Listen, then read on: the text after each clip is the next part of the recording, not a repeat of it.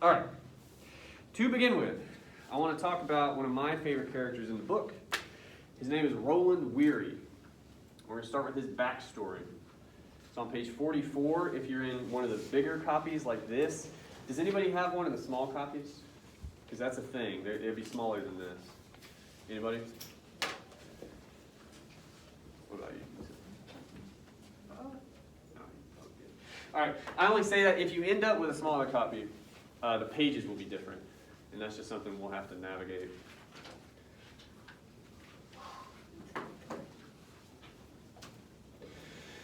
All right. So, before we read this guy's backstory, it's like a paragraph. Does anybody remember Weary, the kind of guy he is? How would you describe Roland Weary? Like, I would say he was like, I was an outcast from the rest of everybody. Yeah. Well, why do you say that? Because he says it was, Oh, okay. he been unpopular, but like, I was asking you to use your memory, dog. yeah, he's like, but I don't know how to like describe him. Okay. Well, what are some things you guys remember about him? We can start there.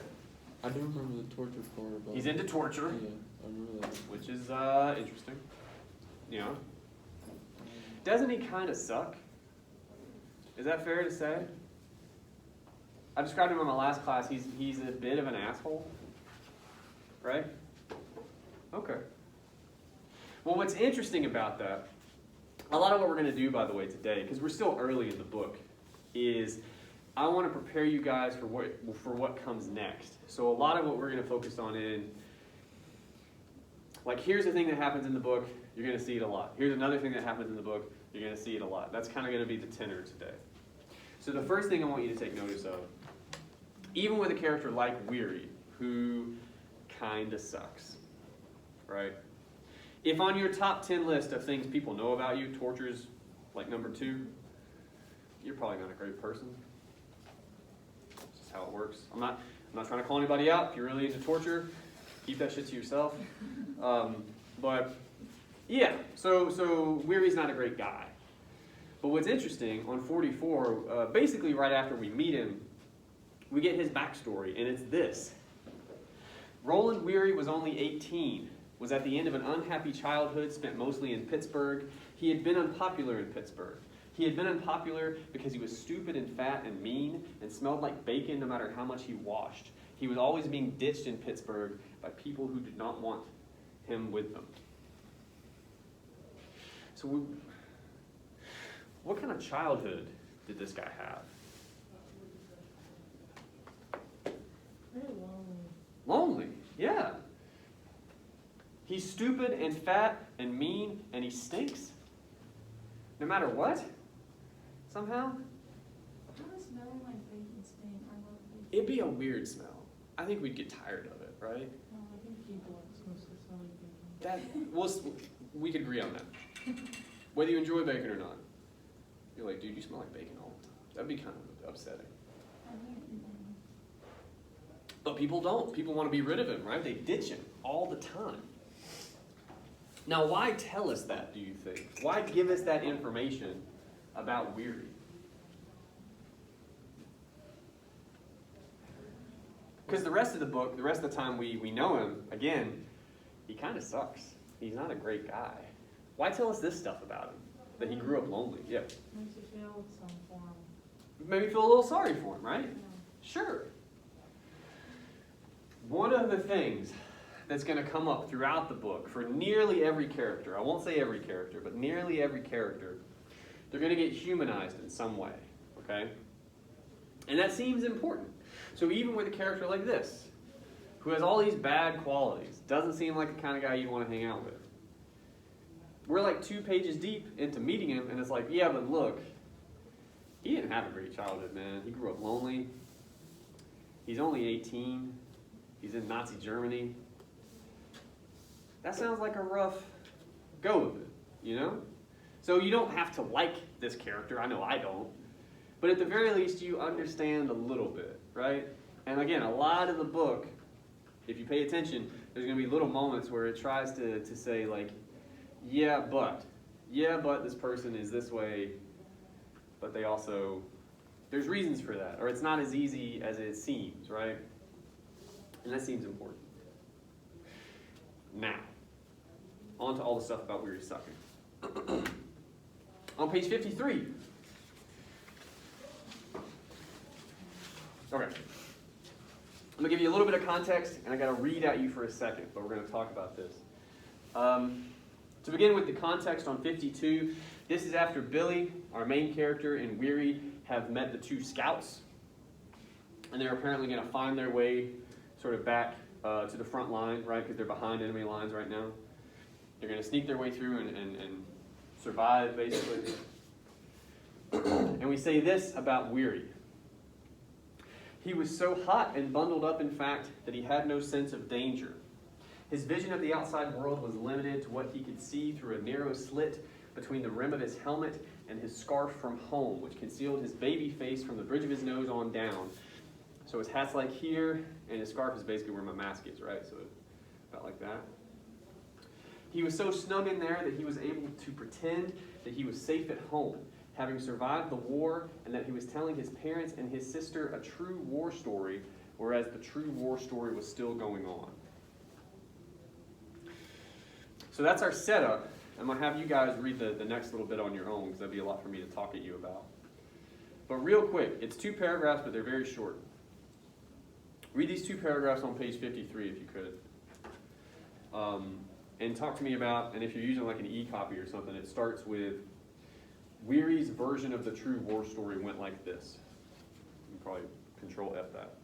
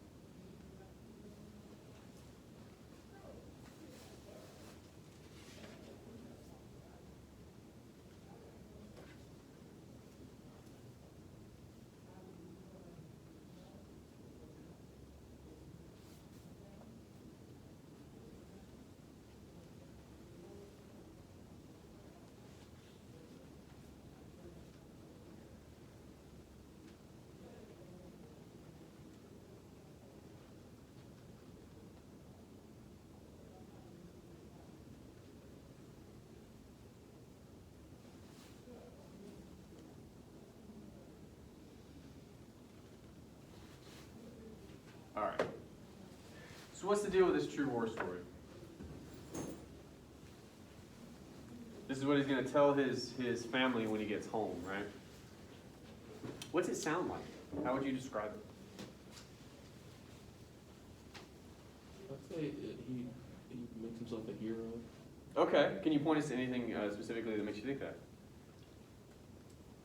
Then it says, and Weary and his anti-tank buddies fought like hell. They fought like hell. Until Yeah. everybody was killed but Weary. And then so it goes. So it goes. Yeah. And then a little bit after that, right, he hooks up with those scouts that call themselves the Three Musketeers. They were damned if they'd surrender, right? You get phrases like that. They find this damn college kid, shouldn't even been in the army. They drag his ass, basically is what they say, right? Drag the college kid all the way back to their own lines. They saved his goddamn hide for him, right? Did you say Weary sounds like a hero? Maybe, right? Yeah. I think a lot of it comes from the way his story is phrased, not just what he says he does, but the emphasis he puts on some of those points. He's trying to sound tough. Yeah. Good. And we kind of feel like that's not accurate. Is that fair? Okay. Well then, and you might have to theorize here a little bit, why do you think, other than just wanting to puff himself up, right? Because that's a pretty natural thing. People do that. Other than that, what do you think leads Weary to talk like this? To put his story like this? Does it sound like anything to you that maybe we've talked about in the book already?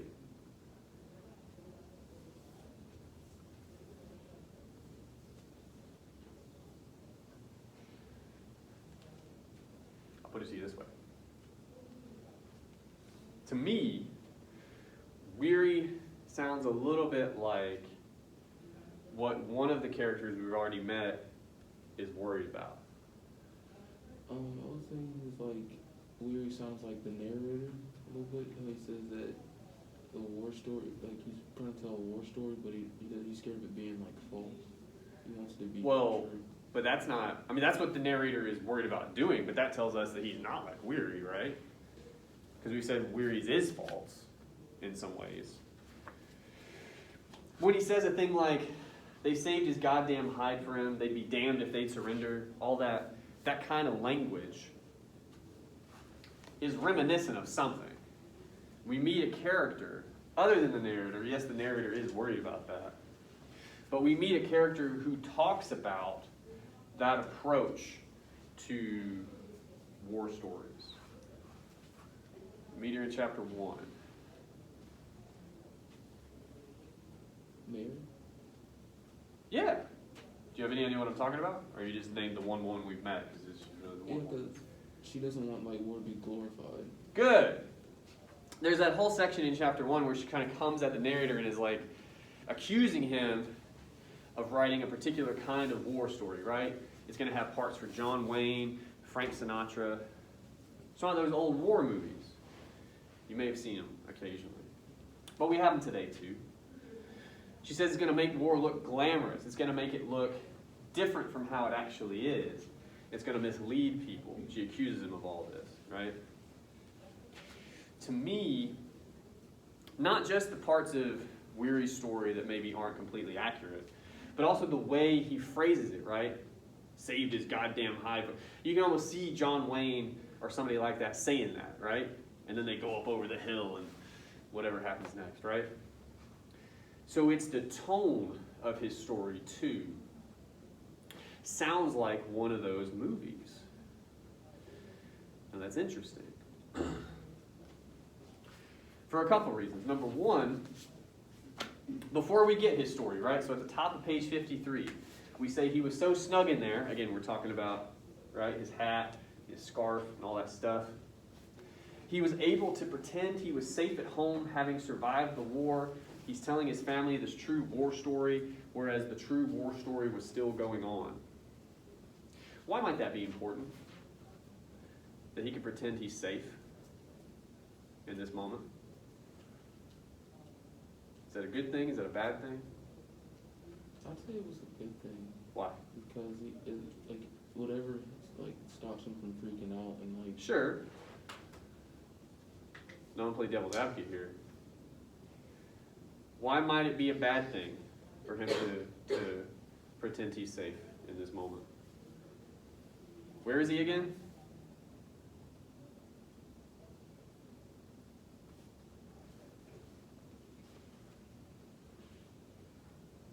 Where are they at in chapter 2? This is not a hard question. In Germany. They're in Germany in 1945 or thereabouts. Why is that an issue? Well, Huh? like tensions because of the war. Tensions. People were tense. I mean, they're very obvious. We have like it doesn't seem obvious given everyone's response. What we have one word that we usually assign to Germans in the 40s. Nazis. Nazis. He's in Nazi Germany. Why might it be a problem? Why might it be a bad thing? You could argue that he's pretending he's safe in this moment. Because he's not. He's in Nazi fucking Germany. And he's not a Nazi, so he's not safe. But if you pretend that you are when you're not, that's how you get got. Right? That's how that works. At the end of chapter 2, they get caught. Because he's pretending he's safe. Read back a little further. His vision of the outside world was limited to what he could see through a narrow slit between the rim of his helmet and his scarf from home. We point out this is a scarf from home. It's concealing his baby face, which is important. Concealing the fact that he's 18, concealing the fact that maybe he's less experienced than he likes to pretend that he is, right? But also, we point out, it limits his vision. This hat and this scarf that he's brought from home is limiting his vision. He can't see as well, right? Might that be a metaphor? Like he's not seeing the full picture. Good. He's choosing to blame himself. Well, I mean, I would quibble with choose, but whatever the case, whatever the verb, he doesn't see things clearly, right? His vision is hindered in some ways. And it's this scarf that the narrator points out is from home. Like, that's an interesting detail to include, right? Scarf from home. So he brought it with him. So this thing that he brought with him is limiting his vision. Then the question becomes, because it's a metaphor, well, what else has he brought from home? What else might be part of that metaphor? When you read the true war story, you pick up on those phrases, you pick up on how he's probably misrepresenting his actions a little bit. Seems like a hero, kind of sounds like one of these movies. I think you could easily start to argue that the scarf, along with all the war movies he's seen, his idea of what war is supposed to be, right? He's brought that too. And again, in the metaphor, it's limited his vision. He doesn't see as well. He doesn't understand what he's really in, right? As a result of that. And if you needed, pardon the pun, more ammunition for that, let me see. I think it's on the preceding page. Yeah, on page 50, we get this laundry list of all the shit that Weary is carrying. Did anyone get really tired when you were reading that list? I did skip over it. There you go. There's a couple choice items in there. You might want to go back and look at it, especially toward the end. But it's a little bit much, this list. Seems like Vonnegut, to talk about the author for a second, could have trimmed that some. It's an odd choice. Feels intentional to include that long, long, long list of things that Weary has with him, that he brings from home, just like the scarf, just like his ideas. He's encumbered, right? He's maybe cocooned in a way. Again, they talk about he can pretend he's safe. That's one way to think about it. But he's also weighed down by all this stuff. Slows him down, potentially. Can I say why I skipped over that? I skipped It's it boring as hell, it man. was a book we read, and it was the things they carry. Yeah. I'm so used to skipping over like lists, so I just. Again, I would argue there's a reason those lists are in that book, Mm. but I feel you. But, okay. Anyway, there's a picture. If you skip over Weary's inventory, there's a particular picture he carries around that is interesting. I'm not going to spoil it, though, if you missed it. Go back and check it out. It's wild. All right. So, we're talking a lot about Weary. He has certain ideas. He's brought them with him, right? So we're saying he sees the world in a certain way. And he's in Nazi Germany, but he's not seeing the full picture, right? And that brings me to this. This is one of my favorite quotations from the book. And before we get into it, a little bit of a sidebar. What you have in this book is what's called an omniscient third-person narrator, okay? You don't really need that language, okay? What it means is we have a narrator who can move around. Most of the book is kind of told in his voice, okay? But he's able to kind of peek into other people's heads.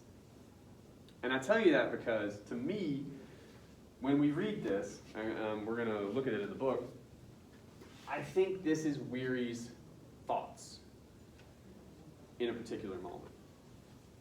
So it's going to help us understand him a little bit. To begin with, this is on it's at the bottom of page 43. And again, if you're in an e-copy, is anybody in an e-copy? Because I'll stop. Okay. If you're in an e-copy, you can find it with Weary was as new to war. You can use that phrase, and that'll get you to the paragraph. So I'll read it for you. Weary was as new to war as Billy. He was a replacement too. As a part of a gun crew, he had helped to fire one shot in anger from a 57mm anti-tank gun. The gun made a ripping sound like the opening of the zipper on the fly of God Almighty. I love that quotation. Now, say that we were going to talk about this quotation, like in a paper. What's some stuff we need to do before we can even talk about it? We're missing some sort of mechanisms. How do we put this guy on a paper?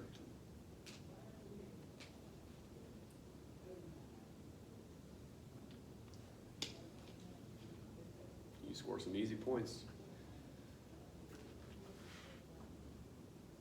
How do you set this quotation up in a paper? You know, put in quotes and then put in volume and then the page number. All right, so you need quotation marks. You need your parenthetical. You need a period after that parenthetical. Yeah. Good. And you could potentially need Vonnegut here, but ideally you've done your job well enough. I know we're talking about Vonnegut, but either way, looks like that. Okay? Good. See how easy that was? You guys could have done that. What else do we need? Before we can really start talking about this, we need one more important element to set up this quotation. Would you say how it relates to what you're talking about? What do you mean by that? Like, how does this apply to what you're undertaking?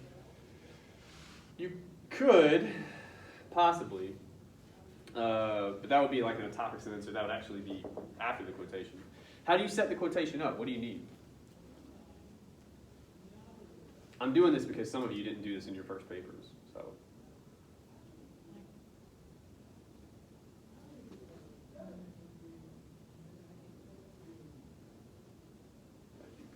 Mumbling, yeah. That's it. And tap down. You talking about those lines that go like at the end of the line, like whenever the line runs to the page and it's done? And you Oh, no, you only do that with poems. Okay. The line breaks. You only do that with poems. But I like that you asked that. Don't do that in this. You need context. Right? Not all of you did this. We need context before the quotation. So what is our context? This gun, this sound, this madness that we're going to talk about. What's going on around this? What information do we need to understand this quotation? Here at the bottom of page 43. We're talking about weary in some way, but what's going on? It's showing how new he is to the war. Yeah, just past that. Uh-huh. What's he doing?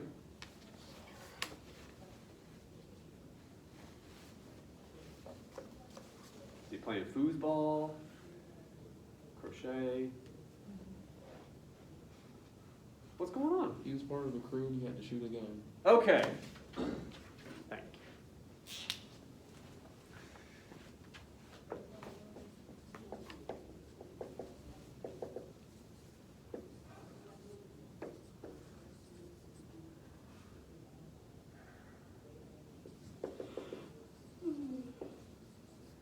Easy. All right, so I left it a little bit vague because we can get more specific if we need to. But at the very least, we are describing the shot fired by Weary, right? This anti-tank gun, he fires that shot. This is how we describe it, right? That's our context. Now, we can actually talk about the quotation. There's two ways to think about this. Number one, again, we have our nice metaphor here. Technically, it's a simile, but that doesn't really matter. Metaphor. How's that metaphor work? That's a big question. Don't freak out. The second way we can do it, is there anything you notice in this quotation stands out to you as odd, maybe significant? Is there some weird language? This is the stuff we did in the last unit, right? Just alarm bells.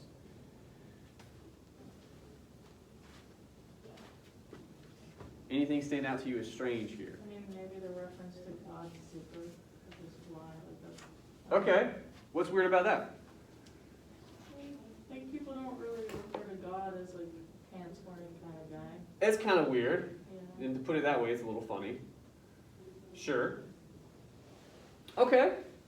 So that seems interesting, right? We don't necessarily have a reading yet, but I would agree that when I'm reading the book, that stands out to me. I'm like, the what of the what?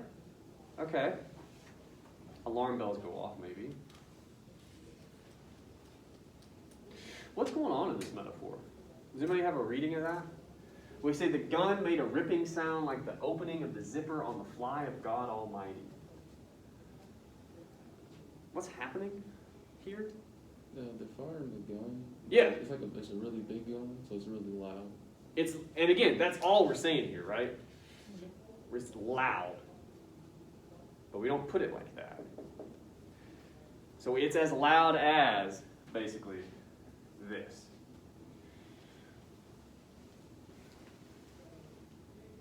What are we doing?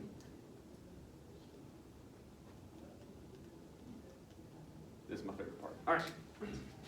An anti-tank gun is a big gun, right? I'm not a war historian, but it's pretty big. So it's anchored in some way, right? Has like a base, and you have like the barrel, something like that.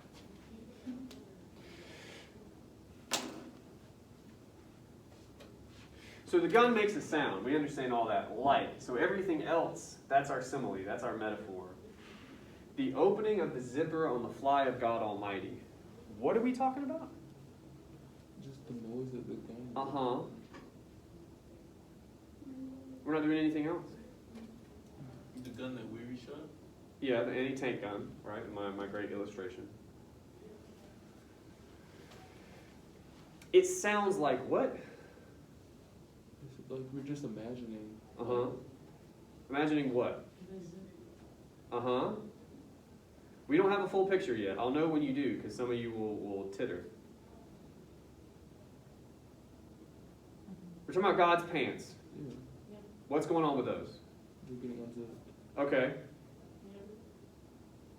So, what are we talking about here? I'm just thinking that you're trying to say that you want to say that the gun is loud, but I can't tell. We've said that. It's as loud as God unzipping his pants. Uh-huh. So what are we talking about? I feel like some of you know, because some of you are giving me weird looks.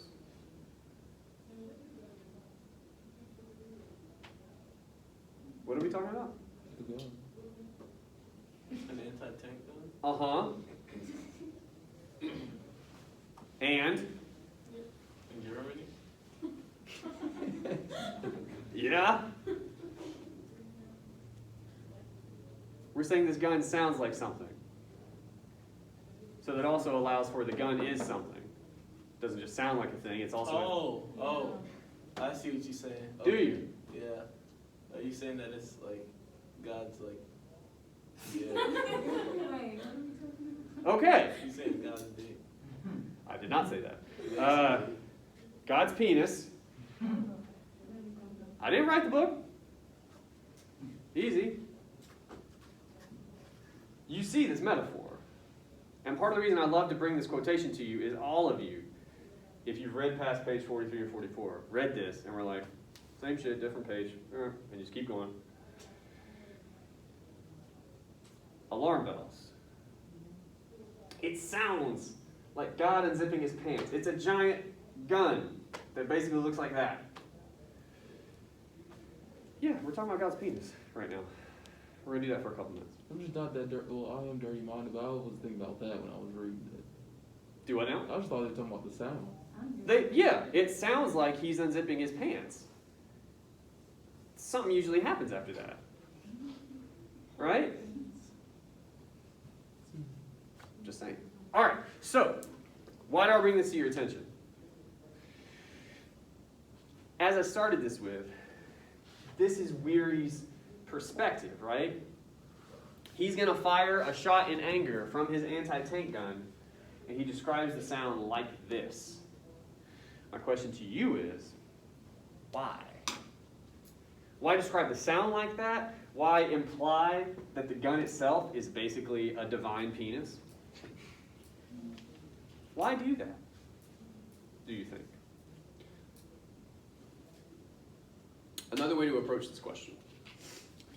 And again, we can just go back to language. Some of the language in this quotation, are there any like associations? Does it connote anything to you, right?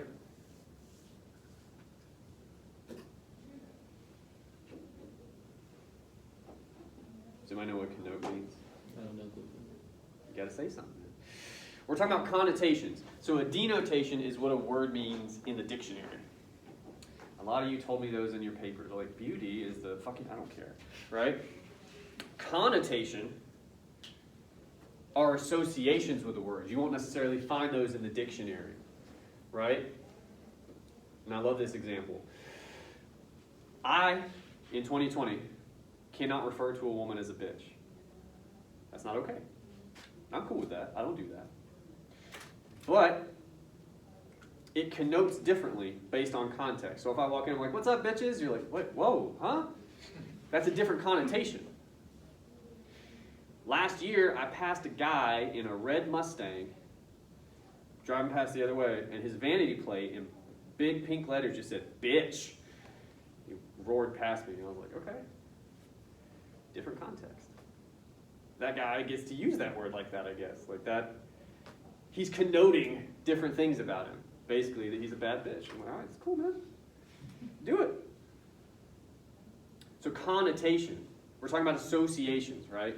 It's not necessarily the dictionary definition, but it can be tied into that. But what does a word or phrase mean outside of that definition? Do we have anything like that here? There's one or two, I think, pretty low-hanging fruit. The gun? I mean, unless you got something for us. Oh, Oh. I'm boss. I'm not going bro. For real. God Almighty. What are some associations you have with that word? Powerful, There you go. See how easy that was? yeah, How powerful? like, a lot, like. All powerful. Yeah. Everything. Almighty. All powerful. It's not just God, which you would think would be enough. That should be enough. It's God Almighty. We emphasize it that much more, right? So something's going on here in terms of power. We want to tie it back into that quotation. We talk about the emphasis that we get from the use of Almighty, right? Maybe that's where our analysis starts. We look to the quotation specifically. We look to language in that quotation specifically. A lot of you guys didn't do this, by the way. Some of you are sleeping. This is real. You're going to get to revise your first papers. You should be fucking taking notes. The analysis starts with looking back at the quotation, thinking about connotations or associations. God Almighty, we emphasize the power of what? The gun. The gun. Why do that? Why emphasize how powerful this gun sounds? It could show the power and like how destructive it can be. Sure. But so what? Like, what do we learn when we note that? Do we learn about anyone or anything?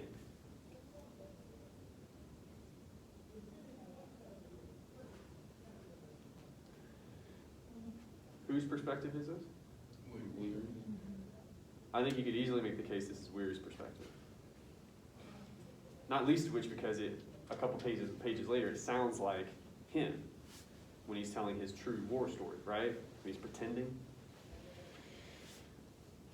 So what might it mean? What could you begin to argue about Weary if he talks like this? If he, when he fires the gun, feels that powerful?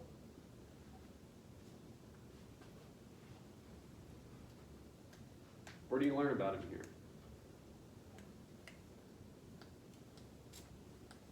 To paraphrase everything we've covered, if I'm Weary, I'm basically saying, when I fired that gun, I felt like I was firing off God's penis. Kablam. Probably be louder than that, right?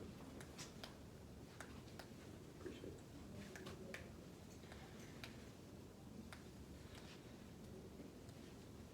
Does this seem like a fair comparison? The sound of this gun to whatever that would sound like? No. No! Well, you were quick with that. Why? Well, like the whole time, I don't know, the sound of the zipper is very distinct. And It it's is. very not like a bang. Well, sure, but it's, I mean, sounds like a very large zipper. I mean, Very I've never heard a really large zipper, but Me I neither. just assume it's probably like a small zipper but lower in pitch. It'd be big, man. Yeah. God almighty, all powerful. Talking about like a universally sized zipper. What else are we talking about in terms of size? This is an easy question. The gun. Very diplomatically put. All right, so we're emphasizing power, and we're equating that to size of the gun. Everybody clear on that? Is anybody not following me? This is important.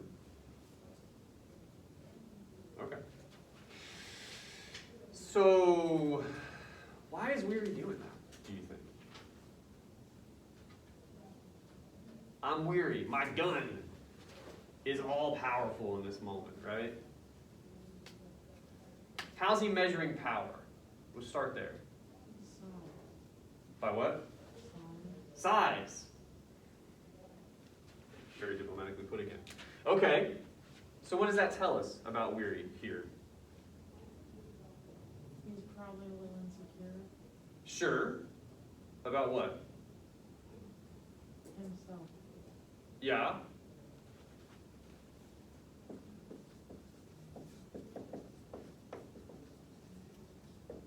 But in terms of what? We're basically making the argument that in some ways, Weary is sort of overcompensating, right? For doubts he has about himself, based upon what he says about this gun that he uses. But given what we've said about the gun and Weary's description of it, it's not just self-esteem. We can get more specific than that. We're basically starting to argue that Weary's self-esteem is tied into his sense of what? Sure. Why? For those of you who can't hear her, she's being really mumbly today. She's saying that somehow, and I'm definitely driving you towards this, that Weary's self-esteem is somehow tied into his own sense of his masculinity, right? He doesn't feel like a man. How do we know that? Here. Given what we've said about it. I mean, he just always seems like he's trying to talk like he's hard, like he's tough. Yeah, and that's part of it. All right, so I'll give you a little bit of an out, but we're coming back to this. So on the one hand, one idea, again, you have this this sort of tough, maybe war movie or war hero, whatever you like, language. Sure. Because again, you can almost hear this. We saved his goddamn hide for him, he says later. This seems like that same kind of thing. Yes. But there's something even more specific if we're going to tie this into masculine standards, some of those stereotypes we've already talked about, some of the concerns some of those people might have.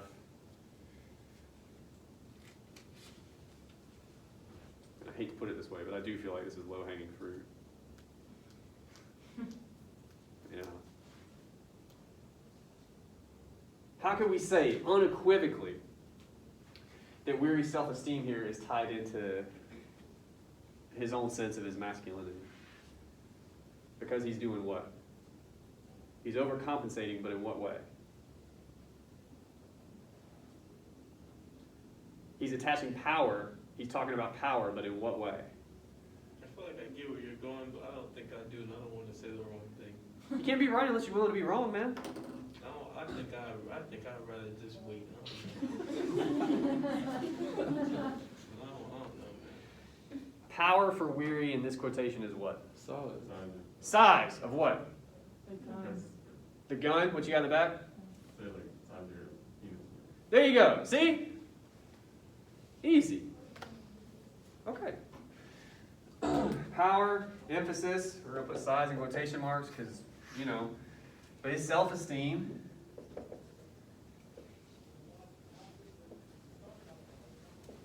Is sort of wrapped up in his own sense of his masculinity. And this is how you prove it. You don't just talk about the metaphor and the fact that it's ridiculous, which you could also talk about. I mean, all of this is shot through with the idea that it's terribly unrealistic, to say the least, right? So he's pretending in the same way he does on those pages we looked at earlier. But it's the kind of metaphor, it's the subject matter of the metaphor that's really important here.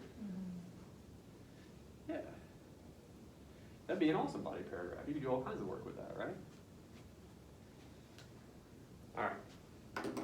What I like to do at this stage, I took a little longer than I wanted, but that's okay. I want to open the floor. I'll try to do this every class. I can't promise, but I like to do it just about every class we talk about this book. Two things.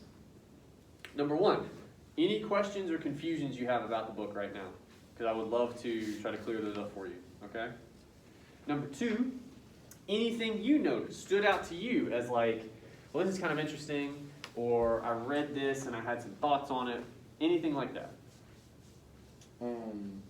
On page 91 in this book, it says that his daughter got married in an orange and black tent, and it's like the same thing as this train car. It is. Very astute. Like, that's hyper-specific. I'm willing to bet most of your classmates did not notice that. I'm going to give this answer a lot for the next couple classes, unfortunately. That is one thing that's going to come back more. And I can't really, we have to read more of the book, basically.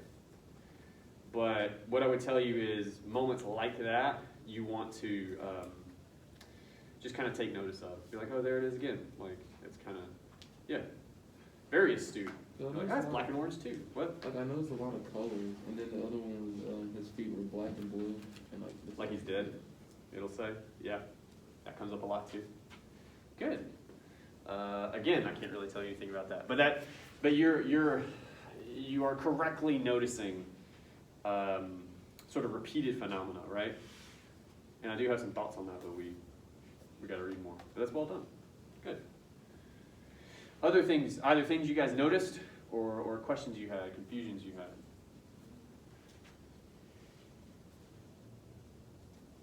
Okay. All right. Well, I got stuff. All right. So let's talk about the Tralfamadorians.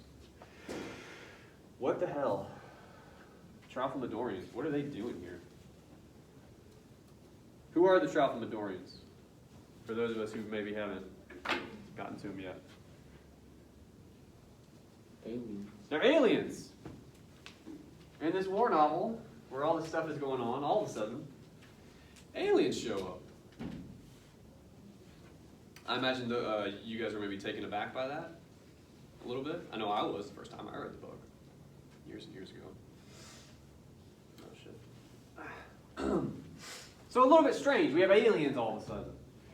And we described them at one point, and they look damn weird. But other than that, they have what I would say is like a particular function in the book. Pretty much every time the Tralfamadorians show up, they're pretty much always talking about one thing. What's their big thing in the novel, do you think? They have like this one idea that they keep bringing up.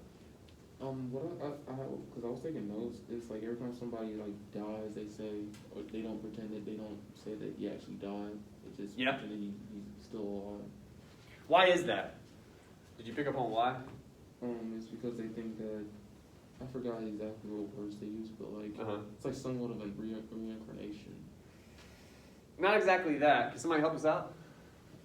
Isn't like they exist in the Yeah. Do you know why that is? And they're weird. But we got to solve this before we leave today. Good. Good. So, at one point, I think it's later in the book, they'll actually say, when they see a person, at whatever point that is, say they're dead, they don't see them as dead, right? They see the whole life, sort of like a caterpillar. So they'll see you from like a baby, and then you kind of grow and change until, at the end, right, you're dead. But they see the whole thing at once. You're a continuous sort of being because they see all time at once. We got to wrap our minds around this a little bit. The reason that matters is because it's going to keep coming up in the book in different ways, but this is one of the first ones. On page 109, this is pretty much right after Billy has been abducted. He's talking to one of the Tralfamadorians, and he says, "How did I get here?" And then the Tralfamadorian basically laughs at him and says, "That's something an earthling would say, you idiot." He says, "Seeing all time as you might see a stretch of the Rocky Mountains." So when we see time, we see it in one direction. It's called time's arrow, right? Here in about 20 minutes or so, you guys will all get up silently and exit, and you'll go wherever you're going to go. You've been where you've been. You can't go back. You're going to continue to go forward, right? That's time's arrow. That's how we see time. The Tralfamadorians say they see time differently. They can look backward. They can look forward all at once, right? And that matters because 109, all time is all time. It does not change. It does not lend itself to warnings or explanations. It simply is. Take it moment by moment, and you will find that we are all, as I've said, bugs in amber. Then Billy responds, "You sound to me as though you don't believe in free will." Now that's interesting. Free will? Do what? You said Lamau. Huh? Like LMAO, but pronounced. Oh, Jesus Christ. Okay, sure. Why? Well, because he said free will. Is that funny? Yeah, there's not like free will. There's not free will? There's not free will. You don't think so? No. Wow. I was thinking of movie Free Willy. I have so many things to say about that. We don't have time. Okay. Let's bring it back a little bit. You guys off the rails, but that's okay. For real? Anyway. So it seems like Billy has questions about this, but what he's basically supposing is the Tralfamadorians don't think free will exists. And the Tralfamadorian agrees with him. And it has something to do with how they see time. So my question to you is, and we can do this, you're going to feel like we can't, but we can. The Tralfamadorians say they can see what's going to happen and what has happened. And that time simply is, right? You can't change it. We have a couple words for that already. What is that? Predetermination. Yeah. Any other words? We got a few more. Predetermination is one. Destined. Destiny. Fate. Right? Things are as they always were going to be, right? Now what's interesting about that, again, number one, we have those ideas. So right now, if you're like, I don't understand what the hell these aliens are about, you do. We have that notion. You know what destiny is, fate. Okay? That's what they're talking about. The big difference is they can see it. But Billy points out to the Tralfamadorian that if you believe that, in a thing like destiny, predetermination, whatever, then you can't believe in free will, right? So we have no control over our own lives if a thing like destiny or fate is real, right? You may think that you choose to go to Chick-fil-A after this class and do awful things to your body in that way. But you didn't. You were always going to do that, right? You're not making that choice. You just think you are. Free will is not real if destiny is real. Now, why does that matter? Well, a couple things. Number one, Billy is one of the most apathetic characters ever, right? He wants to disappear and turn into steam. Most of chapter 2 is them just like literally kicking him across Germany. Like, get up, man, come on. And like dragging him along. Why does he go by Billy? Does anybody remember? It's because he like Billy was the man that was like in the college, right? And then he was like, well, people will remember you more if you use Billy. He gets told to go by Billy. Yeah. Yeah, by his father-in-law. How does Billy end up in his line of work? Do I remember?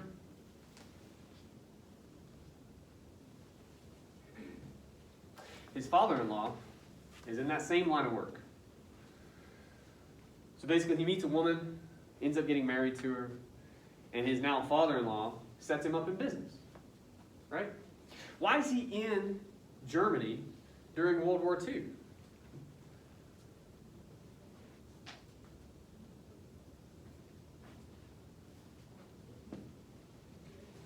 He was probably drafted.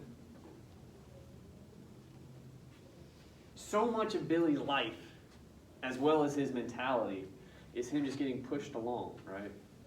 Told where to go, when to be, what to do. That sounds a little bit like fate, doesn't it? Sure. So after this moment, Billy's going to be thinking about that and start to question whether or not free will is really a thing. I don't even understand how he could believe it if that's how he's living. Sure, it makes sense for him. Sure. But it's also something that the narrator, that the book basically wants you to consider. I don't know that we should take it at face value, but it's one of those things to have in the back of your mind, like, what's going on with fate and free will here? Okay? All right. We got to move a little bit quick through some of this. You don't have to go to this page. I'm just going to tell you about something. On page 89, we're talking about trains. And this is another one of those alarm bells, right? You may not know what stuff like this means, but I promise you, if you read intently, like if you pay attention, you got to notice stuff like this. So Billy and Weary have been captured by this point, page 89.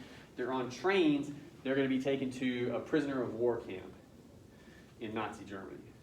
So, not good, right?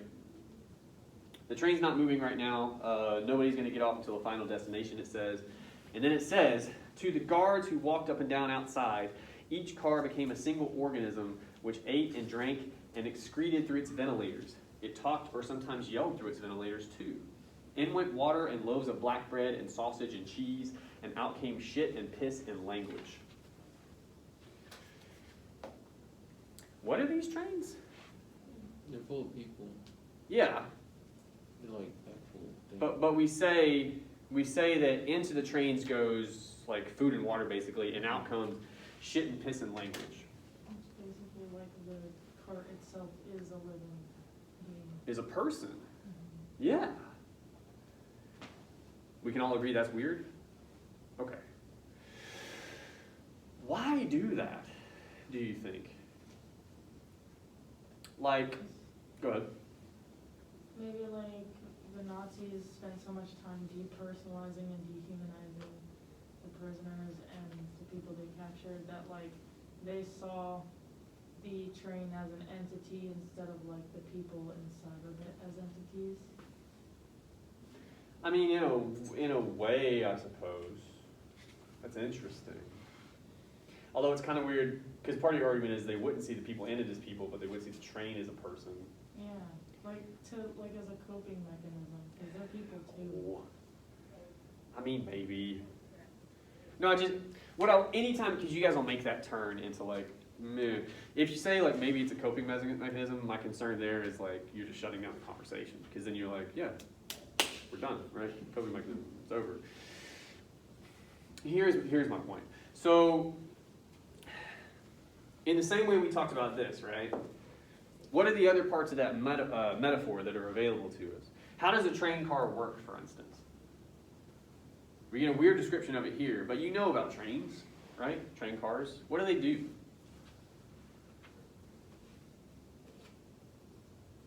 My son can answer this one. Transport people or transport stuff. They carry stuff, like Weary does.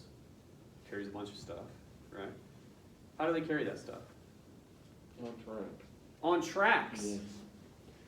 Isn't that interesting? Considering the brief conversation we just had about fate and free will. Since it only goes one place, you can't really like. You don't get to choose. Right. Yeah, you're on one track and you're always going to be on that track, right? Kind of interesting. We're going to compare machines to people a lot in this book. A lot. Another moment, and you don't have to go to it, but it's at the end of chapter 2. It's when Weary is literally kicking the shit out of, well, not literally the shit, but he's kicking the shit out of Billy, right, in that ditch when they get caught. And the description it gives of Billy, it talks about the buttons up his spine where all the wires run that like make him into this tube. And it says Weary was going to kick that tube and break it, basically, which is a chilling way to put that. But again, makes Billy sound like a machine, right? Any movie you've ever seen involving machines that's like a horror movie, the reason it gets scary is that the machines start acting for themselves. It's because machines aren't supposed to do that, right? Machines are told what to do, they're dictated to, they're controlled. They're on a track, just like the train. We're going to keep comparing people to machines and machines to people. That feels intentional, right? It's another thing to think about as you read. Last thing I want to talk about. We got time to do it. All right. So at the end of chapter 1, I've seen a lot of blank faces from some of you today. But God willing, we've all read the first chapter. It's on page 27, 28. And again, if you're in an e-copy, I looked through the Gideon Bible, it says. That's how we start this paragraph. So at the end of chapter 1, we're with the narrator now. He's already met with O'Hare. He's talked to Mary. He's basically told us that he's kind of figured out what he's going to write the book about. Yeah. And he stumbles across this Bible. And he basically says he's looking for tales of great destruction. There's a lot of that stuff, especially in the Old Testament. Old Testament's really good for destruction. He lights upon the story of Sodom and Gomorrah, he says. Can I help us out real quick? Just a summary. What's the Sodom and Gomorrah story about? Does anybody know? This town was so full of sin Mm-hmm. that God was like, I'm going to destroy this town. Yeah. And so he basically warned Lot that he was going to destroy the town to get out. Mm-hmm. So Lot and his wife left. But then as the town was being destroyed, Lot's wife turned and looked back. She was told not to, and she looks back. And turned into a pillar of salt. Good. I mean, not good for her, but pretty well summed up. And the kind of moral of that story is what? Do what you're told. Especially when God says it, right? Basically. Okay. But our narrator doesn't take it that way, right? On the next page, he says, those were vile people in both those cities, as is well known. The world was better off without them. And Lot's wife, of course, was told not to look back where all those people and their homes had been, but she did look back. And I love her for that because it was so human. But she was turned to a pillar of salt, so it goes. That doesn't feel like the usual reading of that story. He says she's told not to look back, and she does. He says he loves her for that. He says it's human to do that. Now, I can think of two good reasons for why he would say that, and one of those reasons is better than the other, but we can allow for both. What's human about her looking back, do you think? It's just so, Simple curiosity. Sure. Were you saying? that's about exactly what I was about to say. But why look back? She was told not to. Like, curiosity would be enough for that? It would show like that Yeah. humans are like they have their own interests, Uh-huh. and they're not like machines. Like they're told not like unlike machines, they're told. I like the way your head works.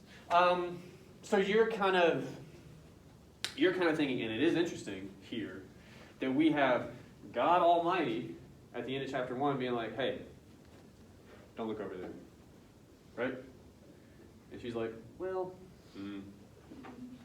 that would seem to suggest free will, wouldn't it? Right. That's kind of interesting. I like that. But then you see where free will gets you as well, which is not good. To expand what I was more asking for, but again, I like that very much. Curiosity, maybe. More specifically, I think it is a very human quality. Like when someone tells you not to do a thing, you're going to do that thing. Right. Yeah? You wanna. Absolutely. And that, look, we get that, okay? And that's one reason. But I think there's a better reason that the narrator says it's the human thing to do.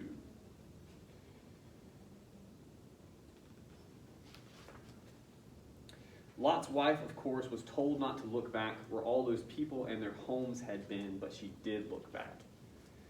What is she looking back at? The destroyed town. The destruction of Yeah. she's ever known. Everything she's ever known. This is biblical times, okay? You can't just like get in your car and go to fucking Six Flags. Like, this is the whole world that she knew. Even if all those people were wicked, they're the people she knew, right? Her life was there. Chances are very good she probably cared for some of those people at the very least, right? And she's told when all of it is destroyed, you can't look back at it. You can't look at that. That was her whole life. So she looks at it. And the narrator says that's human to do that for some reason. To want to do that so much that you would do it in the face of this, right? Why do you guys think that is? There's some comfort in like nostalgia, knowing like this is all stuff that's familiar and predictable, and there's no anxiety of new or change. Sure, that's part of it. And yeah. I mean, again, to get to this like human question of it, none of us really care for change. We like the known, right? Yes. But even in that moment, like it is destroyed. She knows it's over. So like what is it to look back at all of that knowing it's gone, right? If you know it's gone, you could argue there's no reason to look back. You're not going to see anything, right? But why look back? The one thing that's coming to me like reassurance, like at least you know it's gone. Like you can say for yourself that yeah, that's gone. Okay, so like closure in a way? Yeah. Maybe. Although again, the whole being turned into salt thing seems to suggest. I'm not sure what that does, but I don't know if that's closure, being turned to salt. That sounds pretty rough. Maybe she won't. Well, the narrator says right after all that, people aren't supposed to look back. I'm certainly not going to do it anymore. I've finished my war book now. The next one is going to be fun. This one is a failure and had to be since it was written by a pillar of salt. So he tells us that the rest of the book now, it's going to be him looking back at his life, the world he knew, how it was destroyed in some way. It's going to turn him to salt too. So there's a price for that. But he wants to do it anyway, right? He wants to look back anyway. Because it's the human thing to do. So if it helps you to think about Lot's wife, you can do it that way. If it helps you to think about the narrator, you can do it that way. He's telling us that they're doing the same kind of thing. Why look back? Why does the narrator look back if Lot's wife doesn't help you with it? He wants us to know this story for some reason, right? Why? What does it mean to look back at these battles he was in, these people he knew? I say spoilers, but you're supposed to have read to this point. Weary's going to die horribly. He has gangrene in his feet. So he basically goes septic. What's the point in looking back at all that? It's done, right? If you're the Tralfamadorians, for instance, they were always going to be that way, first of all. But even if you're not, it's in the past. It's over with. Why look back? Right? That's kind of the argument. The narrator feels like it's important to do that for some reason. Even if it damages you, even if it turns you into salt.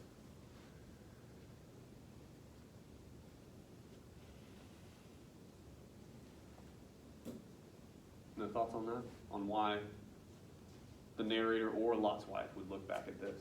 I'm thinking for like Lot's wife, it's just interesting that like she turned around. Real quick though, I mean, I'm gonna stop you, but God tells you not to look back, and then you do. I would hope there's more than interest going on. Right. It's like I feel like she wanted like I feel like turning around is like her turning to salt. When I hear that, I don't think of it as her actually turning to salt, but like having to live with that she saw, like you said, her whole world destroyed. Well, that's the narrator. Like Right.